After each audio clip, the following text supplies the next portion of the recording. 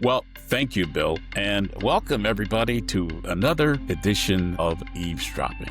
I'm Spencer Wise, and from wherever you listen to us across the breadth and scope of this great nation and parts of Canada, we thank you for joining us.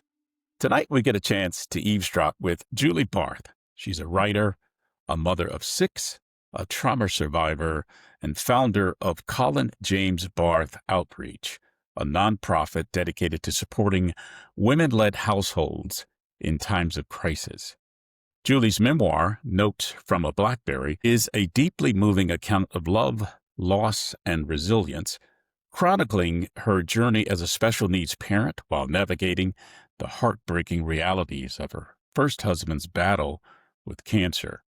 After navigating the complexities of her daughter's rare genetic condition, she found herself a widow in her late 30s with 4 small children.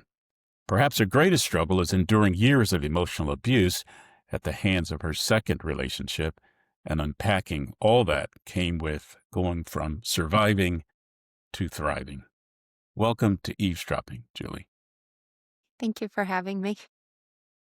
Excited to talk to you. But I wanted to start off by asking you, where does your story begin for you? I think that my story really kind of begins when I met Colin, who is my first husband. We grew up together, you get bits and pieces of things, but, in looking back on it, I always tell my children, be very kind to the kids you go to grammar school with. I can remember I was in 3rd grade. I just moved to a different town, and really one of my very first memories was meeting him. I remember practicing writing Julie Barth as if it was somehow written in the stars all that time back. So I don't know if that's where my story started going downhill or where it started picking up. It's kind of like an avalanche, I guess. But that's really, I think, what has defined me in life. And I don't mean to tie myself just to one human, but he really did. And it was only when I kind of found him that things seemed to make sense to me. How old were you at the time? I was, I was 11 years old when we met. So he was my first kiss when I was 12. And of course, we parted ways. It's not like we moved in together at 12. There was always just something that kind of it brought me back to him. And then we went away to different colleges and met back up in the 90s and in a bar randomly. And it was like, oh my gosh, I forgot. It was almost like I catapulted back to that little girl writing Julie Barth, which eventually became my name. So it was love at first sight. Yeah. I mean, obviously, it started out as a crush, but I would say more than love, a best friendship that I could, with any soul, would be him. Well, you've been through things most people can't imagine. And if you don't mind sharing a little bit of that, and I'd love to find out, when was the moment that you realized that I have to share this? So when we met back up again, we instantly kind of moved in together and had my first son. And then I always wanted a huge family, so we moved back home to where we were from, small town in Chicago. And I wanted to just keep at it. I was in my later 20s, and so we had a couple miscarriages, and then I got pregnant with my daughter, Tatum. Tatum, from the get-go, just was, one mystery after another. For 9 months, I was told she wasn't going to make it. She wouldn't grow. We don't know what's wrong, but she's going to come out, not be able to breathe, or she has trisomy. I mean, it literally was one thing after another. And once they would prove one theory wrong, they'd come up with another one. So at 39 weeks, I was a mess, regardless of what was going on with her. So they delivered her. And at that point, they damaged her throat severely. We weren't in a NICU, so they weren't prepared. The instrumentation that they had, the instruments that they had, they were life-saving, but they also did a lot of damage. So that led us down a course of many surgeries and traveling across the United States to try and find out what was wrong with Tatum. After about 3 years of that, she had laryngeal reconstructive airway surgery, and we found out that there was a Discovery Channel. It was right when the documentaries were starting to become a thing, and the Discovery Channel had a show on, and people kept coming up to me randomly that I didn't know in grocery stores and when I was out and saying, "Is your daughter the one on that TV show?" And I I kept dismissing it. And then finally, one of my friends called and said, I know what she has. Of course, I was kind of flippant at that point because I had heard so many things that she had. And she said she has primordial dwarfism. So I it was right when the internet was starting to I think it was still dial up, but I went on and I punched in primordial dwarfism and it was like everything just made sense. Like her facial expressions, her pre-birth, everything kind How old of. was she at this time? At that time, she was about 4, maybe. And to put it into perspective, she had had a placental tear. And when you're in the NICU, everyone kind of says, like, oh, someday you won't even notice. And as long as nobody put a diagnosis to her, I could kind of keep going with that. Oh, she's just small. But looking back on it, her first walking shoes were 0 to 3 months. She was 8 pounds. And it was a fight to get her to 8 pounds. By a year, she was still only 10 pounds. And I'm saying these things, but if you saw it, you would understand that everyone else knew that there was something going on. But I was more living in well, until we hear something, I'm going to assume she's going to be like every other child and grow out of it and grow up to be, no one will ever notice. But it didn't happen that way. So the good news is she's here. She's doing great. She's now 24. I think she finally reached about 24 pounds. So she definitely didn't turn out like anyone else in many, many respects. And I thank God every day she didn't. So right as we were coming off of that, we proceeded to have 2 more children. And my first husband, Colin, was a trader down at the Board of Trade. So, we had been battling everything with Tatum, going from hospital to hospital and really just kind of running on, very little steam. So he started pulling away and I thought, oh, he must be really stressed. And so finally we're having this huge Halloween party. And I said to him, because he had been back and forth to the doctors for maybe, 3 to 6 months and giving him antacids. And I finally said, you need to just go to that hospital, stop letting them dismiss you. Don't come home until they tell you what's wrong. And within about 3 hours, I was called to the hospital and to find out that he had, well, at that time we didn't know. We found out that he had an inoperable tumor on his pancreas. And 2 weeks further, I was told that he had stage 4 pancreatic cancer. We had a 6-month-old who was our youngest and a 10-year-old, and Tatum smashed in the middle with another son. And they said, take him home, let him say goodbye to his children. So, basically told me he had about 2 weeks to live. That's tough. How did you? Yeah. I don't even know how to ask the question. How did you deal with that? I think by that point, I had been told so many things about what Tatum would be, what she could do, what she couldn't do. And she kept proving everybody wrong. So I think I had numbed myself over those 4 years to tragedy and to getting bad news because I had gotten bad news so many times that I thought I got to a place where I was like, I can't go down this rabbit hole until I know for sure. Instead of really accepting it, I'm more of a person that's like, okay, well, you say what you're going to say, and I'm going to believe differently. And I got busy. I found a trial for him to get into where they said he had 2 weeks. He did really well for a good chunk of time, and he actually ended up surviving 16 months. Wow. You have to divide your time between Tatum, your other 2 children at the time, and your husband. Yeah. Yeah. It was tough. Yeah. And, I think if there's ever I'm always a person that's trying to find the positive because what else do you have? But the only saving grace during that whole period was, as Colin was falling ill, we had gotten Tatum to a point where she really almost was thriving. It was almost as if all of the pressure was taken off of her for her to thrive and for her to do well. And we just kind of let her be her. And I really saw, unfortunately, even through the emotional turmoil, I really saw her taking shape to be a person in her own right and to do her own things. So it was almost like taking a hands-off approach to her did her, some good. But yeah, it was difficult bouncing. It was like my time with him and then my time with the kids. And I tried not to intersect the two, um, just because he was at the end, he was doing very, very badly. And I tried to kind of shield the kids from it. And I think that was the hardest part. You were the rock of the family at that point, obviously. Was that a tough transition? I think if I had not come out of the situation with Tatum, where it was literally every day was a new struggle, I thought I would bring her in bring her in for a regular exam. And all of a sudden she was flatlining. And literally, it was 4 years of ups and downs and losing her 1 minute, thinking she's going to be fine the next. That I had almost numbed I became a professional in the face of crisis. I was like, okay.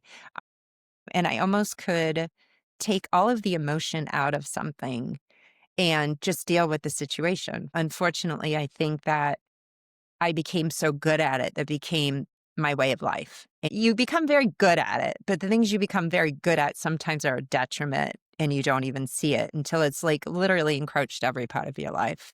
Well, it was also a survival technique, I suppose. Yeah. Yeah. I don't think I'm a very independent mother. She's always taught me to do your own thing, be on your own. And all of that was drilled into me very young. And I don't know that I would have survived without her just always reiterating, you can do this, you can do this. And I kind of never felt like it was a situation I couldn't handle. And maybe in denial, looking back, so the book that you're speaking of, I wrote the book in the throes of caregiving Colin. And I would go down to chemo with him on Tuesday. And I started, he didn't want me moving around a lot and I didn't have much to do. And it was like an 8-hour ordeal. So I had a BlackBerry and I started writing Tatum's story because it was so incredulous, everything that she had been through and everything that we combined had been through. And then it just kind of flowed into our story with him. And it took me 12 years to set on my computer, but I will say that when I read it myself, I forgot. The brain is amazing where it allows you to just kind of ditch out and, you're going through the motions, but you're not feeling them. Because I think it was almost harder reading my story than Then actually saying it. being in the story. Yeah. Yes, than being in the story myself. Yeah. Well, so you came out of the other side of that stage and then you went into another. Yes. Again, I think those things that serve you very well during certain parts of your life, if you don't like stop and see how they're affecting things and you just keep on, it was almost like I was on this crash course. The train just kept going through the station and I met a gentleman and I feel as if I almost felt robbed of my 30s, between caregiving Tatum and I always wanted a big family. So I almost was like determined to get my life back. Lost Colin, and that was horrible, but I almost couldn't allow myself to feel that. So I almost thought, well, I'll just put that in my past and pack it away and move forward. I'll be somebody else. So I met someone who was significantly younger. We ended up having my fifth and sixth child, moving away from home because I didn't want people to judge me. Or I think that I knew I was making a poor choice. So the best option I thought was just to leave it all in my past. I didn't have to be sad. I didn't have to be the widow or the special needs mom or the chronic. It was like everywhere I went, I was almost like a beacon of sadness to everyone. And Yeah. I just felt so in a fishbowl, I guess. Where did you go? We moved to North Carolina and where I was in a small town and I knew everyone. I grew up there and I thought that was so smothering. Family. He had family. We moved up on by choice. My second husband didn't want to be in a neighborhood. He didn't want to have neighbors. He wanted to be isolated. So we bought this beautiful, I mean, it was gorgeous mountain house and it was like a fairy tale. I thought, oh, I get to start over. I'm in this resort type house. And while everyone else was saying, slow down, Julie, you need time, you need time. And I was like, nope, I'm all done, because everyone else started to grieve right when Colin passed. And I felt as if I had been grieving, you know, pretty much for years. And so the man that I met he was very excited to say, like, don't talk about it. Don't feel anything, and I thought he was doing it for my benefit. I thought, oh, he understands I need space.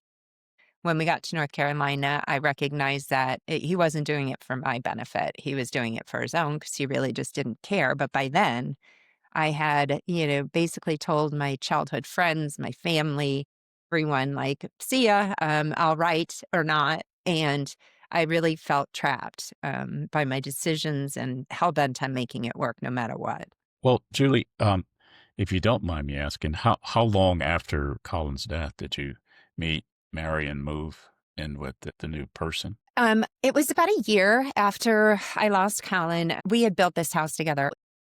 So about a year and a half, almost two, is when we ended up leaving together. So I know everybody says, don't make any strong moves. And my suggestion to people, because I always say like a year, I think I could have had a decade. And unless you're willing to sit with things and really process them and stop pushing away the hurt, I think there is no magic timeline. Yes, I definitely moved too quickly. But again, I think it's not about time. It's about healing. And I was just literally an open wound. And I didn't care. I didn't want to take care of it or fix it. I just wanted to pretend it wasn't there and I was fine. One of those old sayings is appropriate. I think it is what it is, right? Yeah. It's time to do it. So walk us through that if you can. So again, we moved to North Carolina, and true of my daughter, Tatum. When we got there, about a year, not even, almost a year after we moved there, we had my daughter, and Tatum ended up, my older son hit her by mistake in the car, was messing around, and she had a lump on her chest. And so I took her to the doctor, to the hospital, really, and that was the guys because it was on a Sunday.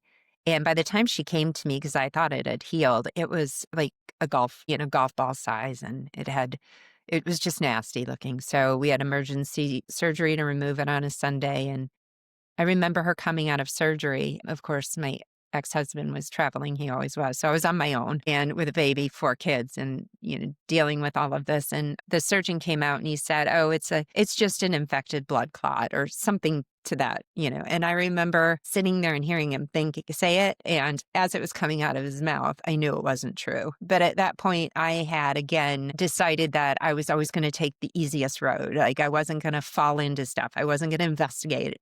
Again, it is what it is. So it took almost 4 months. She had several surgeries to clear the margin. It took 4 months for them to even know what it was. So I found out on New Year's Eve, that the surgeon called, and lo and behold, that's what it was. And I should investigate because it's a 4-letter cancer, but basically it's a soft tissue cancer. And there's only like 30 cases of it in the United States, and 98% of it is in geriatric patients. And that's true to form to tape because if it's ever going to happen. But it was truly in that moment, going to her surgeries and fumbling around with things and being on my own. I'd left my family. He was never around. In fact, he was resentful that I was interrupting his life, that I really recognized, like, this is really bad. But again, I had left town in such I'm doing this. And again, I've always been somebody that doesn't want people to think that I fail or that I want them to think I'm a good person, that I do the right thing. I don't make stupid decisions. And I just refused to go back home and tell anyone what was going on. So I stuck with it for a decade.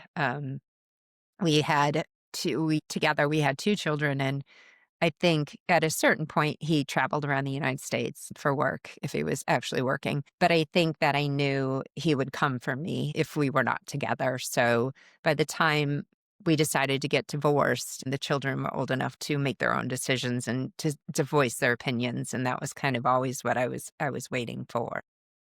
Were you living in fear? I don't know that it was yes, it was a fear, but was he physical? Yes and no. I think that, and this is why I speak for what I do. When people ask somebody who's in that situation, well, were you afraid, or, well, did he touch you? I think that emotional abusers know how to manipulate the situation and to keep you in this constant, I was afraid, but I can't really tell you, was I afraid of him physically harming me? Probably not. I think that would have been preferable to the thought, he knew that I had attachment issues, that losing Colin and going through everything with Tatum, that like the thought of losing something else in my life would just send me into such a panic. I would feel like I was going to die. So I think up front, it was more of emotional control. He would threaten to leave me, and I would back off of whatever it was so that he could do whatever he wanted. And yeah, toward the end came a lot of smashing furniture in front of me. He would take my favorite things and destroy them. He was videotaping me. He was telling all of his friends I was crazy. He was sending out my text messages to everyone saying the same thing. And he was going back home and basically building a case that I was crazy. And I can't say that my behavior from the outside wasn't 100% not on the up. So I can imagine that people were like, yeah, what's going on with her? Right. So yeah, I was afraid in different ways for different reasons, and always in this constant state of what's going to happen next. He gambled all of our money away. He was cheating. It was just like, not only did he not help, which would be one thing if he wasn't there, he wasn't contributing, which he wasn't, but he was also sabotaging me. So even if I was trying to do something, it was like running in circles all day long. Something in that made you decide to start a nonprofit and to help other people. Where was the point that you decided you were going to turn this into not only turning your own stuff around, but helping other people? When Colin was dying, I remember that I said to him, there were so many rough months. And I just remember saying, your suffering is just, it's not going to be in vain. Like something good has to come out of it. And our community really came out and they helped me, 4 young kids. And when he couldn't work, he didn't have vacation. He didn't have anything. So they donated so many things to us. I remember back then thinking, I really want to give back. But I will say that once he passed away, I couldn't. That was the last thing I could think of doing, is even putting myself back in the firing pan of emotions and dealing with that. So, I got involved in the second situation, and coming out of that second situation, witnessing really the injustice of women. And I speak for women only because that is my experience. It's not that I don't know that men are emotionally abused. And, I want to put that preface out there. But I do see that as a woman, I've tried to rebuild so many times. And what I find is that even if you can rebuild, right, and you get a job and you are on your own, you don't make enough to help feed your family, take care of yourself, but yet you don't not make enough for the government or somebody else to help you. So you're constantly in the state of, I don't make enough to live, but I don't not make enough to get any assistance. Yeah, between and betwixt. Yeah. And so coming out of the second situation, I recognize that all of the situations that I've been in, whether that's special needs mom or, caregiver, or losing, the widow, or even coming out of emotional abuse and the legalities of all of that, I have a wealth of knowledge that I can help people when they hit crisis. I think when you hit it, the hardest part is even knowing what you need. And then when you know what you need, you're so busy running in 20 different directions that you don't know how to grab hold. And just like 1 month, helping with one thing, whether that's legal, whether that's whatever it is you need, when someone comes to you and they're like, okay, this is the roadmap that you need, and they break it down. Women are very good at tasks, so if someone had come to me and said, you need to call this person, do this person, and set up a network for me, it would have changed my life in so many ways. And so that's what the charity is based on, is where there are plenty of charities out there that deal with women who are fleeing their homes or who are poverty stricken. And those are very, very noble causes, and they exist. And I'm so glad that those charities are out there. But I find that there's this gray area of women that are just working so hard and overtime and literally scared every day of their lives. And if somebody just made those connections to them and said, call this person for your mortgage, then they would have time to really heal and spend time with their children when their children need them most, and not be on this constant, like, someone's coming from my house, the lawyer's sending me a $2,000 bill, I'm going to lose my house, I'm going to lose my children. And so that's, I guess I'm trying to take all the places I've been in and try and make them lighter for someone else that has to come through. So you're helping other people, other women who were similarly situated, but was there somebody for you? Well, my mother's always been there. She's my rock. Tatum. One day I came down and Tatum, again, she's 24 and she's been in and out of hospitals her whole life. And all she wants to do is be a part of the world. And unfortunately, when she had learned reconstructive, she lost her voice. And then when she had the cancer, she kind of lost her right side. So she's very slight. She can't do a whole lot. She's kind of immobile, but not. So she's socially aware enough and capable enough to want to do things, but not capable enough to be able to kind of do what everyone else needs her to do. So jobs aren't really there. So one day I came down and she's just sat her whole life, and she started drawing one day, and she's been doing it now for, a very long time. And I really looked at her art one day and I thought, oh my gosh, like she's really an artist. Like she's really amazing. She's taught herself, and this is what she wants to give to the world. So I saw her art. I thought, I'm going to publish this book because, hopefully it will help caregivers out there. Publish the second book. So really, I would say, I think there's always been one person in my life that kind of, appears. I think angels really do exist. I think they're there. They help you through what you need to get through. Tatum's kind of always been mine. So, strength and resilience is what you offer people who come to you for help. Is that fair to say? It is, right now we're in our infancy. We're still doing the logistics of it. We're just approaching on a year here. So, a lot of it is behind the scenes networking, building stuff. I counsel women that come to me. If I don't have whatever resources they need, I'm at least that sounding ear. And I will say that the one thing that I've heard from many of them is, I couldn't do it without you.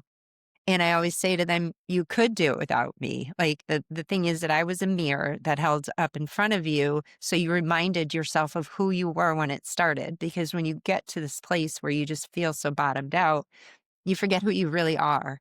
And so, yeah, I think just being that voice and reminding people that they're not alone, they can do it, and that everybody hits a really tough time, some tougher than others. I will say that. But if you continue to chip away at it, put your energy into things you can control and forget about things you can't, it's like you get a path. It's almost like that light shines through. So hopefully that is what I'm providing now. I hope to be able to provide a little bit more in the future, but that's kind of where we stand right now. How many people do you consult with now? Um, Probably, I would say, 20 to 30 women That's a lot. at a time. Yeah, and a lot of it is people reach out to me on social media. People that I know will say, I'm in this terrible position. I don't know what to do. I have 3 women now who live in my home. I'm very fortunate enough to have a huge house, and my children are now all on their own. So I'm lucky enough to be able to let them move in and, just be that person to help them through the transition so they can find a way. Our charity differs from other people because we don't just offer one thing. We don't really focus on one part. Really, what we want to be is a concierge service where you come to us and we figure out what you need and we help you find it, rather than that one person. Oh, we want to help you find that one person who provides mortgages. And because it's much easier, the services are out there and they're doing great work. But if you can't find them, then they don't exist. And Yeah. that's what I found. And you help with that. Yeah. So, Julie, in the time we have left, how do people know that they're in trouble? How do women know that they're in trouble and they need to reach out to somebody? Think if your existence every day is literally just trying to get to the end of the day, that is not living. I don't know what that means for whoever's out there listening to this, but I spent many years Googling, and I am specifically speaking about my second situation. If you're in something where you feel completely alone and you feel like you're hiding stuff, because I think that in all of my situations, I've always been embarrassed to bring things to light, to let people know that I'm failing, to let people know that my life isn't You perfect or have come whatever I full think it looks circle, like. right? Yeah, now here I am telling everyone. But I will say that once I did that, once I stopped the charade of perfect and stopped the charade that I'm so strong, it's almost like standing naked in front of people. It's like, it is what it is. You can say what you want about me. You can like me. You can dislike it. It doesn't, I have nothing to hide. I am who I am. Yeah. Well, how do people get in touch with you? How would they reach out? I have a website. It's called juliebarthauthor.com. If you go to my website, again, Julie, BarthAuthor.com, there's tabs for the Colin James Barth Outreach, which is our charity. There's tabs for Tatum's art. All of the art that she displays, a portion of the proceeds go to fund the charity if you're interested. I'm the person that mans all 3 of the websites. If you need help, please reach out. I don't know if I'll be able to, get you everything you need, but I will be that sounding voice.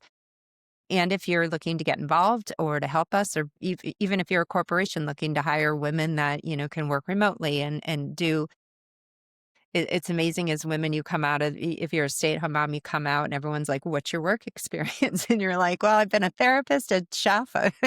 But, it's hard to get a job. And any way you wanna get involved, please do. If you need help, again, I don't know if I can help you, but I will find somebody who can. That's my strength. That's wonderful. Julie, if I could, why did you and Colin name her Tatum? So, I had 2 miscarriages. It's funny you should ask me this because I had 2 miscarriages and I knew she was a little fighter, and I always remember I loved the Little Darlings from the '70s with Tate O'Neill, and I just always That's what thought I that name thought, was but I so wanted to cool. ask, yeah, are you happy today? I am I am I happy? Yes, but I would border more on the I'm at peace, and I think everyone wants to be happy, and I will be very happy with being peaceful. I wake up every day not feeling like something's over me or like the crash is coming or the shoe is going to drop, and just that peace where you can breathe is completely overrated. And anyone out there who knows what I'm saying, that is what you look for, is just to find peace with yourself, peace with your world, and peace with all of your decisions. What's next for you? Um, I just want to make the charity a go. I'd like to build an army of women who will then give back so that when I'm gone, they will continue to do what we set out to do. And, I still have 2 relatively young girls at home. I have a granddaughter. Family is everything to me. So, I don't do much but hang out with them. So I envision hopefully a long time of, just enjoying family. Our guest has been Julie Barth. Julie, thank you so much. It's been a wonderful story. And I hope you will come back again and give us an update on how the charity is going and that you will become a friend of the show. I would love to. Yes, my second book is I keep saying it's coming out in the fall, and someone said to me the other day, "Jillian, we're in December." So hopefully my second book will be coming out at the beginning of next year. Just keep pushing it down the alley. Well, let us know when it's out. So we'd love to have you I back. will. I Thank will you. definitely. Thank you for having me.